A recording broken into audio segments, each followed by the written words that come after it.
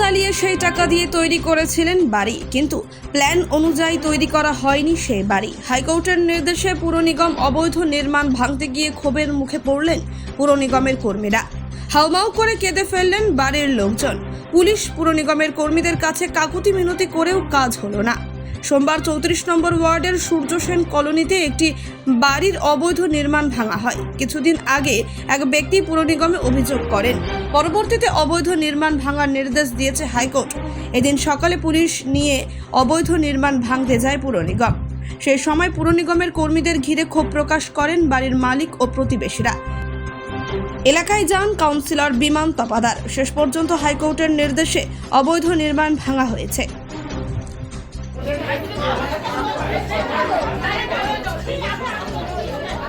হাইকোর্টে যে আমরা যাব, আমাদের যে 3টা নোটিশ আসছে, নোটিশগুলো ওই প্রভিশন রেখে দিছে ইয়ের থেকে, ওই যে পিওনের থেকে। সেটা প্রমাণ হলো আমাদেরকে যখন কর্পোরেশনে ডাকলো তখন কমিশনের সামনে ওই প্রভিশন ছিল। তো বলছে কি, কমিশনার বললো আপনারা হাইকোর্টে কেন যান নাই। আমি বলছি ম্যাডাম ওই 3টা কাগজ রেখে দিছে।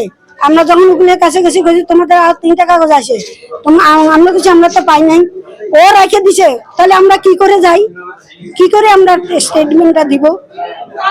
কর্পোরেশন যেটা বলছে যে কিছুটা যেটা আপনারা বাড়ি বানিয়েছেন সেটার কোনো প্ল্যান নেই। হ্যাঁ, প্ল্যান নাই, সেটা আমরা বলছি যে ম্যাডাম দেখেন আমার প্ল্যান ট্যান সবই আছে, একটু বেশি বসা আছে, আমার 2টা মেয়ে আছে বাড়িতে, ওরা থাকার জন্য আমি একটা রুম করছি, আপনার সব খালি আছে, আমি আর করতে পারি কি না পারি তো কোনো ঠিক নাই, এইভাবেই থাকবে। আপনি এটার কোনো কিছু করবেন না। আজকে কর্পোরেশন এসে কি বলছে? আজকে কর্পোরেশন হঠাৎ এসে বলে কি ভাঙবে বলে। আর আমাদের সাথে কমিশন মেয়রের কথা হয়েছে, মেয়র আমাদেরকে কমিশনের সাথে যেদিন কথা হলো তার 2 দিন পরে আবার ডাকছে, ওখানে মিটিং হয়েছে। আমাদের কাউন্সিলর ছিল, তারপর যে এই কর্পোরেশনের ইঞ্জিনিয়ারও ছিল, আরো লোক ছিল। ওনাদের সামনে বলছে তোমরা সিঁড়িটা ভেঙে দাও আর কাগজপত্র সবগুলো পটরটো তুলে তোমরা অ্যাপ্লিকেশন দিয়ে কর্পোরেশনে জমা দাও। আমরা যথারীতি উনি মেয়র যা যা বলছে আমরা তাই করছি।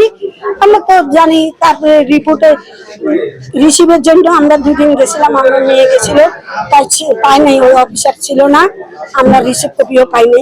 আর আজকে আমরা জানতেই পারি না যে আমাদের বাড়ি ভাঙতে আসবে।